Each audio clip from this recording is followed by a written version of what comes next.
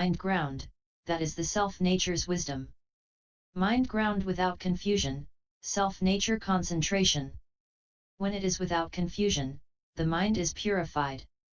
Shen Hsiu's instructions to purify the mind did not relate concentration to the self-nature, whereas the Sixth Patriarch always spoke Dharma from the mind ground. His Dharma arose from the self-nature and did not come from outside. Shen Hsiu spoke about external dharmas and was attached to marks. In other words, Shen Hsiu spoke from outside the mind, the Sixth Patriarch spoke from within. Neither increasing nor decreasing, you are Vajra. The brilliant light of the self-nature illuminates everything, it is miraculous, profound, and all-inclusive. The self-nature neither increases nor decreases, it is your very own indestructible Vajra. Body comes, body goes, the original Samadhi. You go away, you come back, and you're in Samadhi all the time, standing, sitting, walking, and lying down. Sutra. Hearing this verse, Qi Cheng regretted his former mistakes, and he expressed his gratitude by saying this verse. These 5 heaps are a body of illusion. And what is illusion?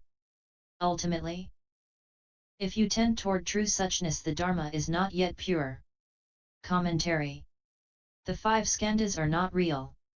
The body, too, is false, merely a combination of the 4 elements.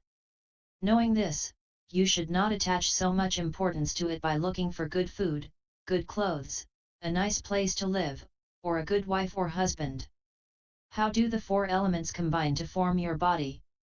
The earth is the hard part of your body, the skin, nails, bones, and muscles. Tears, mucus, saliva, and excrement are the water, and your body heat is the fire. The circulatory and respiratory systems are the wind. After you die, the body decomposes and the earth returns to the earth, the water to the water, the fire to the fire, and the wind to the wind. But where do you go? You don't know, do you? We are studying the Buddha Dharma just to understand this question. The body, then, is nothing but a transformation of the 5 skandhas and the 4 elements. And what, ultimately, is this illusion? If you tend toward true suchness, the Dharma is not pure yet, for you have not arrived at the root substance and you have not returned to purity. Why? Because you still have the thought, I'd like to go back to true suchness. If you have even one thought, you cannot penetrate the basic substance, because the basic substance functions independently and freely, without obstruction. There is no grasping or rejecting it, no thinking of this or that. Sutra. The master approved, and he said further to Qi Cheng, your master's morality, concentration, and wisdom exhort those of lesser faculties and lesser wisdom, while my morality, concentration, and wisdom exhort those of great faculties and great wisdom. If you are enlightened to your self-nature, you do not set up in your mind the notion of bodhi or of nirvana or of the liberation of knowledge and vision.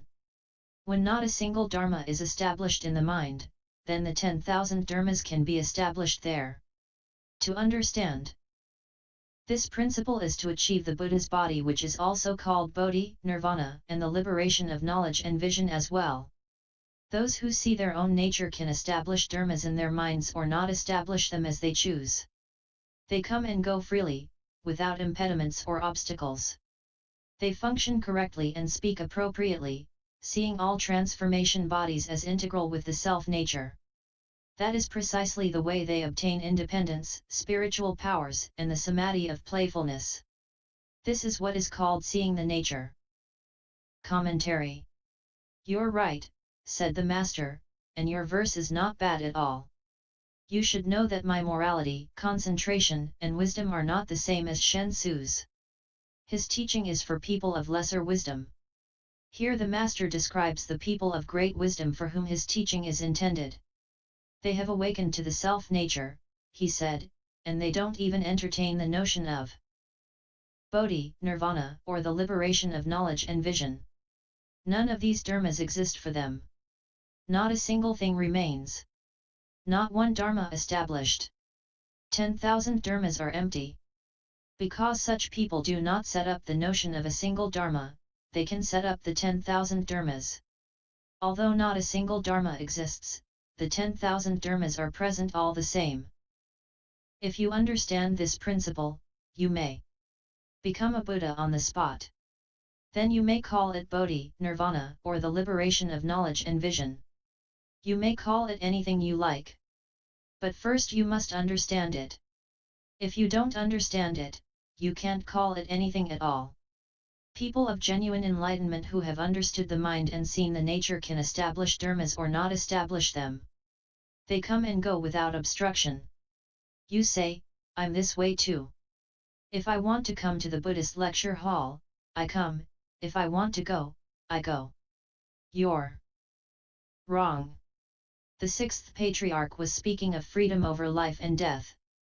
With this kind of freedom, if you want to live, you live, if you want to die, you can die any place, any time, like the third patriarch Sangtizan, who died of his own will, hanging by one hand from a tree. That's why I often say to you, everything's O.K. If you are master of this, you hold the power of life and death in your hands.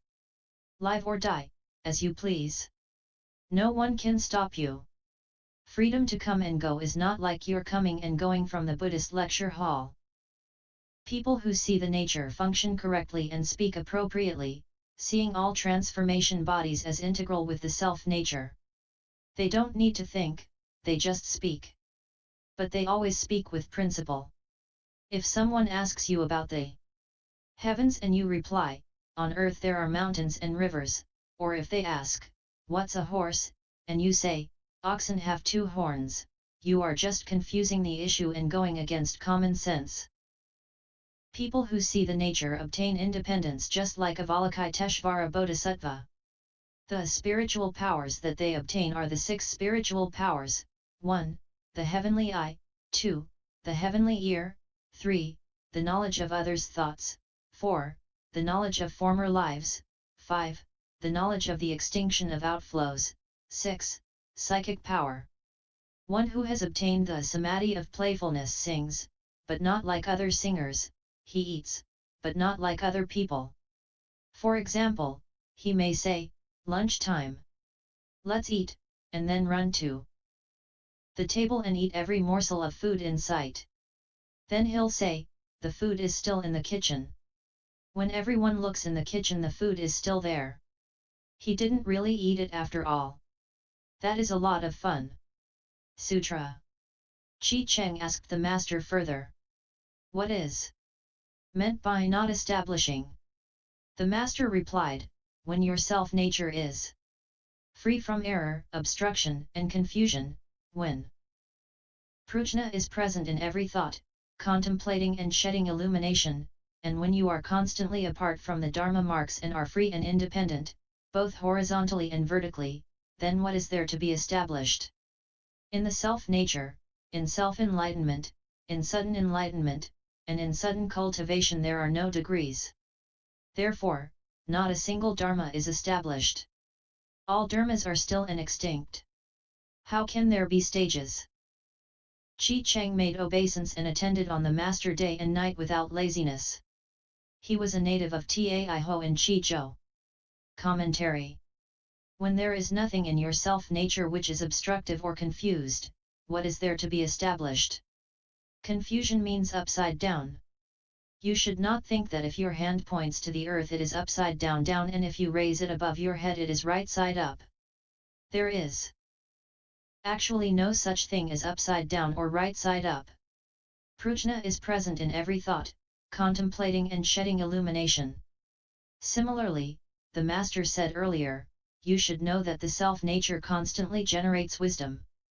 Further, you should be separate from any attachment to Dharma marks, and then you will be free to come and go. Vertically, if you want to jump, jump. Horizontally, if you want to move sideways, go ahead. Ascend into the heavens or plunge into the hells, visit the western paradise or the eastern crystal azure world. You can go anywhere and always be in accord with Dharma.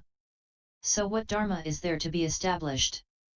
That is why the master says that not a single dharma is established. You should enlighten your self-nature by yourself.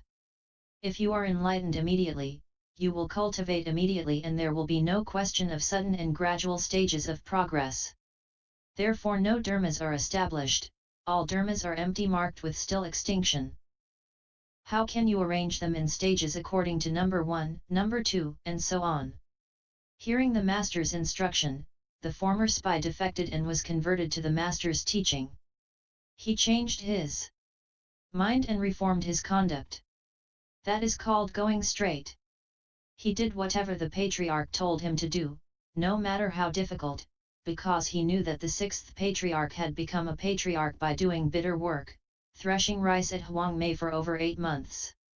He thought, I have an opportunity to serve a patriarch and I should work diligently. Piksha Chi-che Sutra. Piksha Chi-che, a native of Changxi, had the family name Chong and the personal name Xing Chong. As a youth he was an itinerant warrior. When the schools split into the northern and southern, although the two leaders had lost the notion of self and other, the disciples stirred up love and hate. The disciples of the northern school secretly set up Shen Hsiu as the sixth patriarch. Fearing that the country would hear of the transmission of the robe, they hired Xing Chong to assassinate the master. But the master had the power of knowing the thoughts of others. He knew of this matter in advance and set 10 ounces of gold on his chair. That night Xing Chong entered his room intending to kill him. The master just stretched out his neck. Xing Chong swung the blade 3 times but could not harm him. Commentary. Neither Shen Hsiu nor the sixth patriarch had thoughts of self or others. But their disciples agitated, stirring up thoughts of love and hate in people.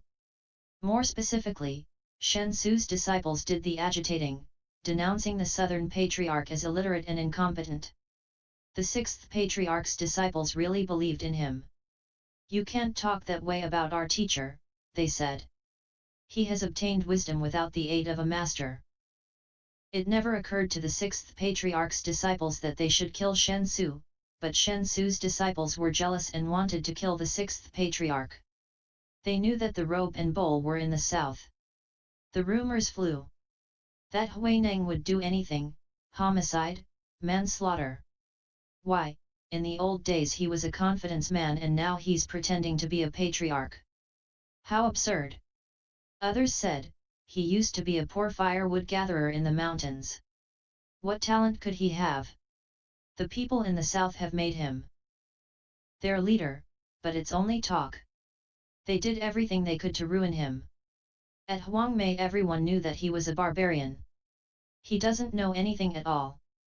Shen Hsiu had several thousand men behind him, even though he did not have the robe and bowl. They each wanted to be the seventh patriarch, and without a father how can there be a son?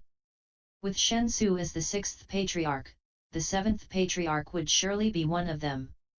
But they didn't dare make the news public because it was all too obvious that the position rightly belonged to Hui Neng. Tang dynasty Buddhism was extremely complex. Xing Chang's family name had been Chong, but after he left home the master named him Chi-che. As a boy, he robbed from the rich and gave to the poor, always fighting for the underdog. His martial skills were outstanding. Light and limber, he could leap 20 feet in the air in a single bound. They called him Flying Cat Chong because he ran so fast and with such agility that he could break into your house without a sound, just like a cat. Not only could this cat walk silently, he could fly. But you won't find this nickname in any of the history books, you would have to have been there. Having unsuccessfully tried to capture the master by burning off the mountain behind Nanhua Temple, Shen Hsiu's men decided to hire an assassin to kill the master and steal the robe and bowl. The sixth patriarch could read minds, and so he was expecting his visitor. He put some gold on his chair and waited until midnight, when the sky was black and Xing Chong came creeping up the stairs, down the hall, and into his room. Was this a tense situation or not? What do you think the master did? He just stretched out his neck, and although he didn't say anything, he thought, go ahead and swing your sword. Come on, kill me. This is called sticking your neck out. Xing Chong was oblivious to the master. He was determined to carry out orders and had nothing on his mind but murder. I don't care if you're a bhikshu, an arhat, or even a patriarch, I'm going to kill you, he said, swinging at the master's neck. He swung 3 times and nothing happened. Now, just what do you think this means? Sutra. The master said. A straight sword is not bent. A bent sword is not straight. I merely owe you gold. I do not owe you life. Xing Chong fell to the ground in fright. After a while he came to and begged for mercy, repenting of his error and vowing to leave home. The master gave him the gold and said, Go. I fear that my followers will come to take revenge. Change your appearance and return another day and I will accept you. Commentary. The master said, a straight sword is not bent, that is, the straight sword of the proper dharma cannot be harmed by deviant dharma. The deviant cannot defeat the right always overcomes the deviant. You may have a sword, but you can't harm me with it. I merely owe you the gold which I borrowed in a past life, the master said, I don't owe you my life because I never killed you. It was all too much for Xing Chong, and he fainted. When he came to, the master talked with him for a long time. Why did you want to kill me? He asked. It wasn't my idea, said Xing Chong. They told me that you were a scoundrel, a thief, and a hunter. They said that you were nothing but a firewood gatherer who was pretending to be a patriarch. Hearing this, I felt it was my duty to kill you, but now I know that I was wrong. Why? If you had no virtue, my sharp sword would have sliced your head right off. Having met you, I realized that the affairs of the world are of no great interest. Please let me leave home and bow to you as my teacher. The master said, Here, take this gold and go quickly. My disciples are fond of me and they would kill you if they found out about this. Go somewhere else and leave home. When you return I will teach and transform you. Sutra. Xing Chong received his orders and disappeared into the night. Later he left home under another bhikshu, received the complete precepts and was vigorous in practice. One day, remembering the master's words, he made the long journey to have an audience. The master said, I have thought of you for a long time. What took you so long? He replied, the High Master once favored me by pardoning my crime. Although I have left home and although I practice austerities, I shall never be able to repay his kindness.